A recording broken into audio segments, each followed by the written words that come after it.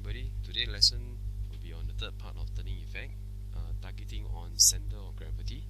In the textbook, center of gravity is defined as the point whereby all the weights appear to act or seems to act. Okay, remember this is a point, okay, that we craft it out and we say that all the mass, all the weight are concentrated at a particular point. So this point can be on the object.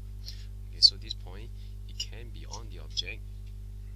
Okay, it can be on the object, or it can be outside the object. Okay, so take note of this. Okay, it's a point whereby we say that all the weight seems to act on. Okay, what does this mean? Okay, let's look at these shapes. Okay, for regular shapes, the center of gravity is usually in the middle of everything. Center of gravity is loosely known as is a point whereby the mass at every corner or every side of the object is actually balanced. For example, the center of gravity for a rectangular object is at the center, okay, whereby it's midpoint of the length and the midpoint of the breadth of the width. Okay, such that if I cut the object into half, the left side of the mass is actually the same as the right side of the mass.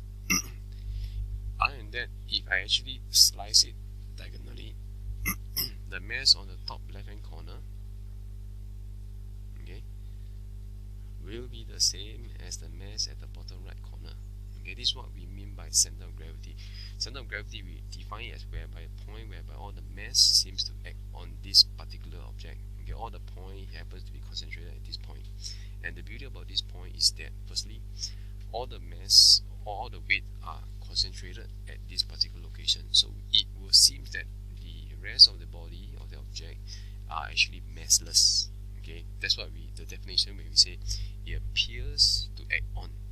Okay, we have this notation generally is for calculations, because at every part of the mass, okay, every part of the object, there will be mass, there will be weight.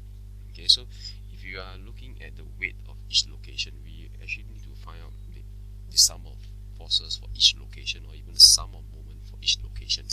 So it can be quite daunting or quite complicated.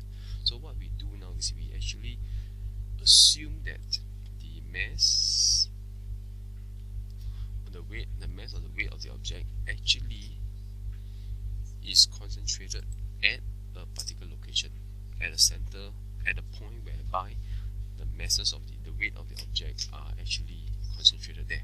Okay, so that is what we mean by the center of gravity. The location is called CG. Okay, center of gravity.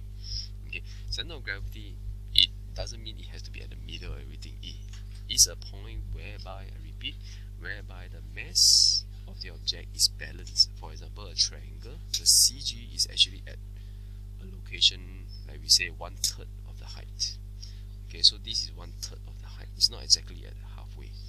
But the beauty about this is that if I slice it at let's say horizontally, the mass on top will be the same as the one at the bottom. It will weigh exactly the same. If I slice it in the middle vertically, the weight on the left side, okay, will be the same as the one on the right side. That's what we mean by center of gravity. Okay, it can be on the object, it need not be on the object also. For example, a ring. The center of gravity is in the center of the circle, such that, okay, the left side, okay, and the right side, the mass are the same, or even if I slice it vertically, the top and the bottom, it weighs the same. But the center of gravity of this ring is in the middle, and the middle is there's nothing there. It's the middle of nowhere. Okay, so it need not be on the object itself. Okay, so please take note. The introduction of center of gravity actually, I would say, it has certain meaning other than adding on to the weight. If you look at moments, it actually tells us the location of the weight, and it also tells us that there is actually a weight for this beam. Okay, so when we talk about uniform ruler, okay, we are actually telling people that, or students, that the CG of the object is in the middle. This information actually tells us that there is a weight at the center, okay, at the middle.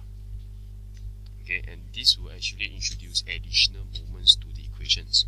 For example, if the weight is at the center and the pivot is on the left side, okay, because of the weight here, you will actually have a moment. This will introduce a moment, a clockwise moment, which is due to the weight itself. Okay, this will have additional clockwise. This will be the additional clockwise moment that I need to include in my equations. Okay, so students, you have to be careful about this.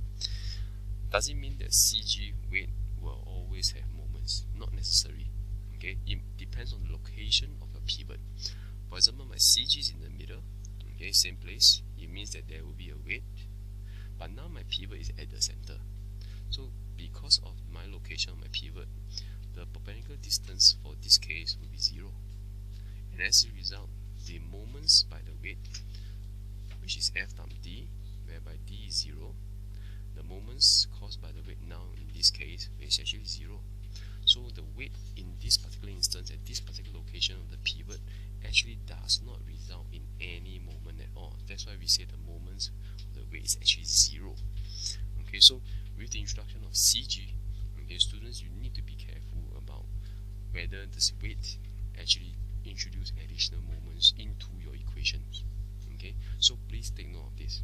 Okay, and with this we come to the end of this section. The next or the last section that we are looking at in the next video will be on stability, the last part of the turning effects. Okay, so please go back and read up your textbook on chapter 5. Okay, see you.